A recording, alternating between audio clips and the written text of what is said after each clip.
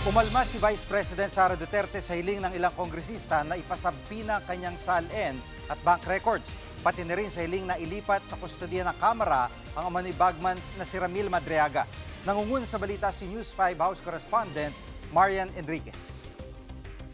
Yes, Jiggy, tinawag nga ni Vice President Sara Duterte na isa na namang fishing expedition ang ginagawa ng ilang kongresista na humiling na ipasabpina ang kanyang Statement of Assets, Liabilities and Net Worth o SALN at kanyang bank records. Patunay lang daw ito na walang sapat na ebidensya ang impeachment laban sa kanya. Dagdag pa nga ni VP Sara nakababahala yung hiling na ilipat sa Kamara yung kustodiya kay Ramil Madriaga. Ayon sa vice, special treatment daw ito gayong may kinaharap pang kasong kidnapping si Madriaga. Si Madriaga nga po yung nagpakilalang naging bagman umano ni VP Sara. Sagot naman ni Akbayan Party List Representative Shell Jokno na siyang humiling sa House Justice Committee na nirerespeto nga niya yung pahayag ng bise. May pagkakataon naman daw yung bise na pabulaanan ang mga paratang sa kanya.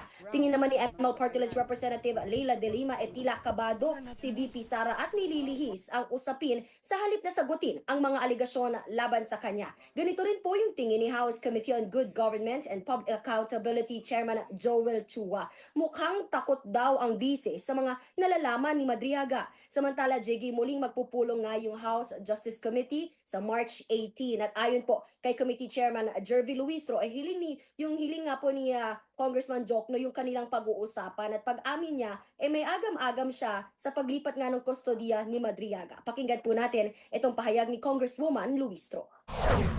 If there's a request to transfer his custody from BJMP to the House of Representatives, we cannot act motu proprio. Hindi kami pwedeng umaksyon on our own. We need to seek the conformity of the court by way of an order issued by the same court. Jiggy, sa Lunes nga March 16 na yung deadline ng komite kay VP Sara para sagutin nga po yung mga aligasyon. At kung hindi magpapasa ng tugon ng bise, mas mapapaaga pa ang paggulong ng pagdinig sa impeachment. Yan po muna ang latest sa Kamara. Balik sa'yo, Jiggy. Yan ang ulat ni Marian Enriquez. Mga kapatid, Jig Manikad po, pagdating sa mahalagang balita sa loob at labas ng bansa, dapat una sa lahat, mag-follow at mag-subscribe na sa social media pages ng News 5.